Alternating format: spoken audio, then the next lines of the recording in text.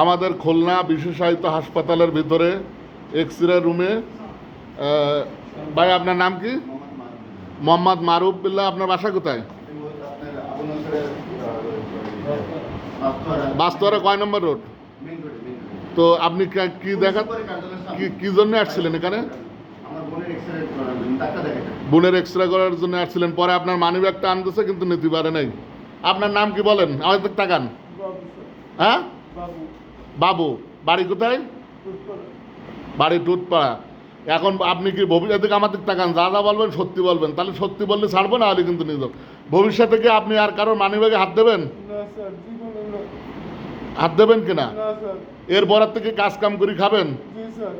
যদি এরপরে যদি আপনার কোনোদিন পাওয়া যায়, তাহলে আপনি কি কি বলেন, কি সাজা ভোগ করবেন বলেন? মারি ফেলা তো যাবে না, আপনি এরপরে যদি ধরা খান, আপনি কিন্তু কঠিন থেকে কঠিন আপনার বিরুদ্ধে আইনগত ব্যবস্থা নেওয়া হবে। নাম হলো আপনার কি নাম বললেন? বাসা কোথায়? টুটপাড়া। টুটপাড়া কয় নম্বর রোড, কয় নম্বর বাসা? টুটপাড়া 22 নম্বর রোড, তাই তো? 3 নম্বর বাড়ি। কি ভাড়া থাকেন নাকি?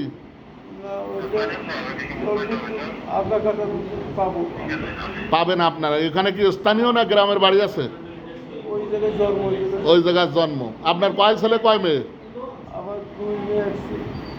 আচ্ছা, দেখি স্যারদের সাথে কথা বলে, যেহেতু আমাদেরকে খুলনা বিশেষায়িত হাসপাতালের পরিচালক স্যার ফোন দিয়েছিল, স্যার এবং যে আপনার বিরুদ্ধে অভিযোগকারী, যদি তাদের কোনো অভিযোগ না থাকে আর ভবিষ্যতে যদি আপনি এই ধরনের কোনো কার্যকলাপ না করেন, তাহলে এবারের মতো আপনার সবার সাথে কথা বলে দেখি কী ব্যবস্থা। আর কোনো দিন কি কারোর মানিব্যাগে হাত দেবেন?